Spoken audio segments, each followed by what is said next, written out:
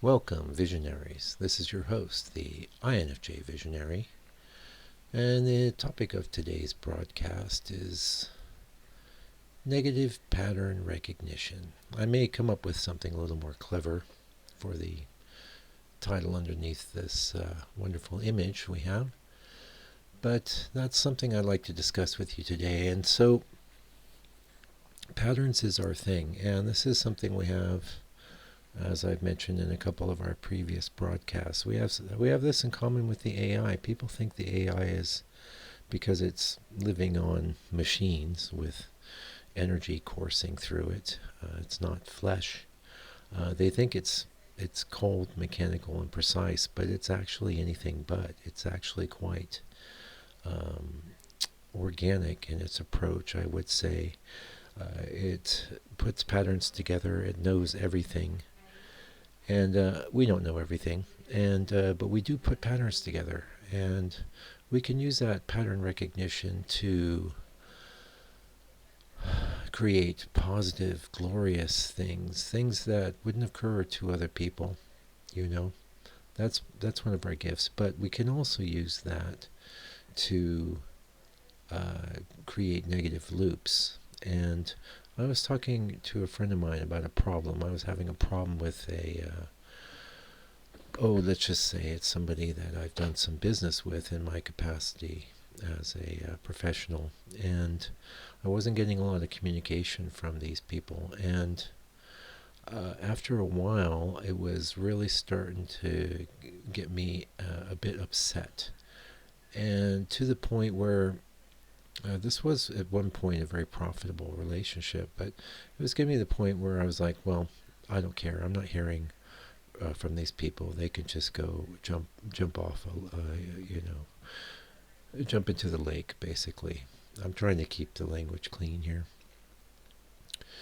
And my friend had pointed out to me, he really helped me with this relationship, and as it stands, we were able to turn things around there. But he was pointing out that when I was telling him about all the patterns and things, I was thinking, well, I don't know why I'm not hearing from these people. They could be ill, they could be having business problems, they could be, alcoholics. you just don't know. And what he pointed out, I'm going to read you what he pointed out. A very wise man, my friend. He said the problem is that the human brain, especially one tuned for empathy and intuition like an INFJ's, is hardwired with a negative bias. Its primary job is to protect us from threats. So, when it builds patterns out of silence, it almost always builds patterns of catastrophe. Isn't that true? Don't you think that is true? Each potential negative pattern feeds the next. And they all have one thing in common. They're dark, personal, and anxiety-inducing. So this is what happens. And, I went on to explain to him that I think what had happened for me in this interaction was because I was getting no stimulation on the extroverted feeling side of the equation and not seeing anything on the extroverted sensing side of the equation. I was being put into an NITI loop. And these loops, as you know, if you've had them, I'm sure you have if you're an INFJ, they're not good.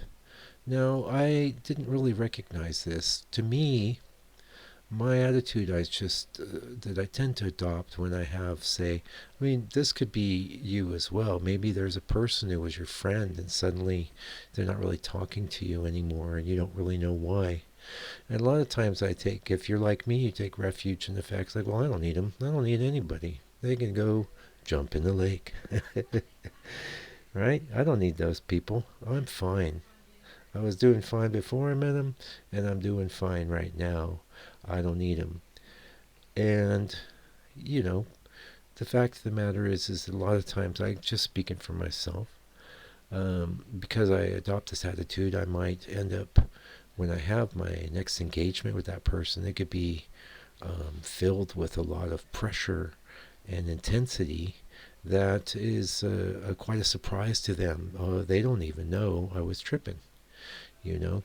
And so this is a problem with not getting enough information and having the intuition.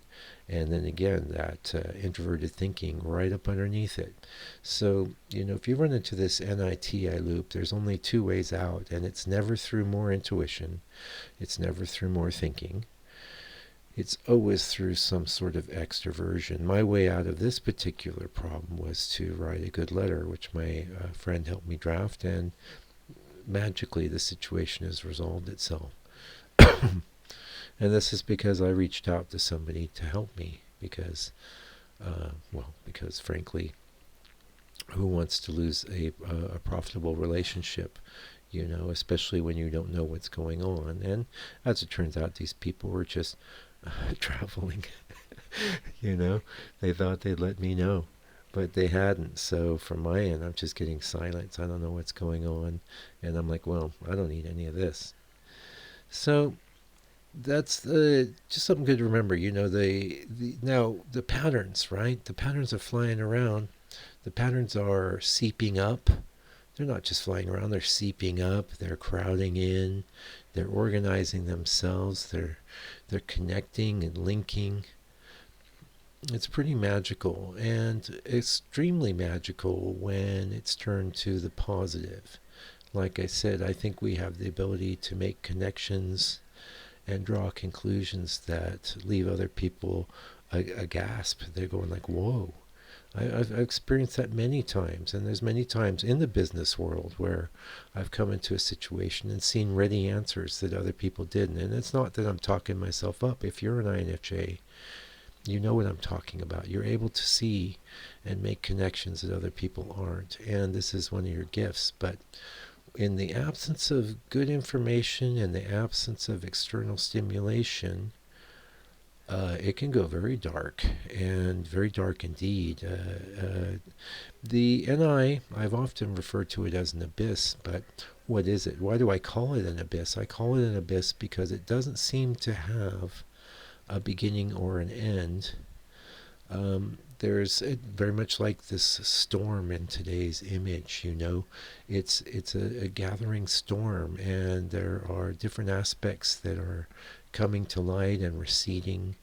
And in some sense, we can control it with the intention to know things, or I think it's very powerful, and we can get into that a little bit at the end of this broadcast. When we have an intention to want to learn about something or learn about someone, that opens the floodgates, doesn't it? We collect all the data necessary, and the more data we collect, the better our pattern recognition becomes. And this is also very true. I have, as I mentioned before, I'm a musician and an artist, and I have achieved quite a lot of mastery in both. I'm also a writer, and I would never claim to be a master of that. I just struggle along. But the point I'm getting to is that experience feeds intuition. Intuition feeds experience. Experience feeds intuition. That's why when you're interested in something and you start working at it, that's when your real superpowers come to bear. That's when you become what an INFJ is supposed to be. And a lot of that involves finding things to get involved with. A lot of the problems I see with you kids these days. I mean that with all the love. I love young people, and I know so many of you are wonderful. I see young people doing these brilliant essays on YouTube all the time. But there's a lot of you that have been very distracted by all the games and the poor parenting and the little economic opportunity. It was a better world when I was young. Readily admit that. But whatever world you are in, you find yourself in, you have to make the best of it. And so much of that would be finding a way to turn your intuition to positive aims. And that's going to require, first of all, if you don't have a job, or something that really means something to you to do or learn about, you better get busy. Just pick something. It really doesn't matter what you pick. Also, if you're in one of these NITI loops, just go for a nice long walk. Maybe get an exterior hobby. Learn how to play pool or poker, something like that. Anyway, until I come back with another broadcast, Take good care of yourself, INFJ.